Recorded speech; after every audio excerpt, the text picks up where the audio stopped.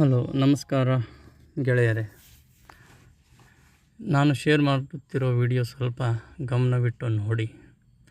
ನಾವು ಎಷ್ಟೋ ನ್ಯೂಸ್ ಚಾನೆಲ್ಗಳಲ್ಲಿ, ಮೀಡಿಯಾದಲ್ಲಿ, ಇಂಟರ್ನೆಟ್ಟಲ್ಲಿ ಕೇಳಿದ್ದೇವೆ, ನೋಡಿದ್ದೇವೆ. ಪ್ಲಾಸ್ಟಿಕ್ ಅಕ್ಕಿ ಮಿಕ್ಸ್ ಮಾಡ್ತಿದ್ದಾರೆ ಅಂತ.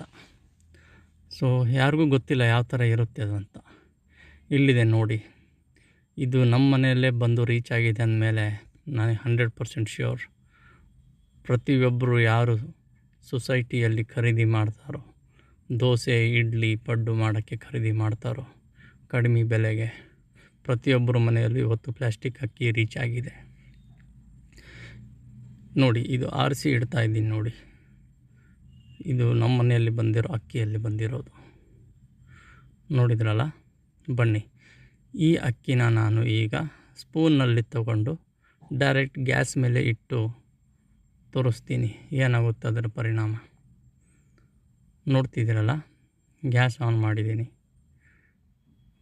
ಜಸ್ಟ್ 10 to 20 ಸೆಕೆಂಡ್ಸಲ್ಲಿ ಈ ಅಕ್ಕಿ ಪ್ಲಾಸ್ಟಿಕ್ ಥರ ಸುಟ್ಟು ಹೇಗೆ ಕನ್ವರ್ಟ್ ಆಗಿದೆ.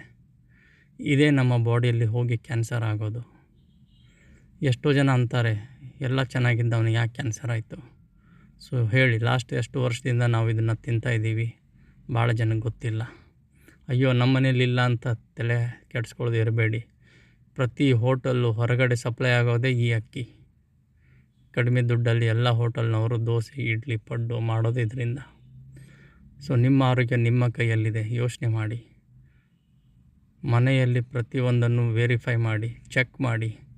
ನಿಮ್ಮ ಹೊಟ್ಟೆಯಲ್ಲಿ ಮತ್ತು ನಿಮ್ಮ ತಲೆಯಲ್ಲಿ, ನಿಮ್ಮ ಮೈಂಡಲ್ಲಿ ಯಾವ ವಿಷಯ ಹೋಗಬೇಕು, ಯಾವ ಊಟ ಹೋಗಬೇಕು ನಿಮ್ಮ ಕೈಯಲ್ಲಿದೆ.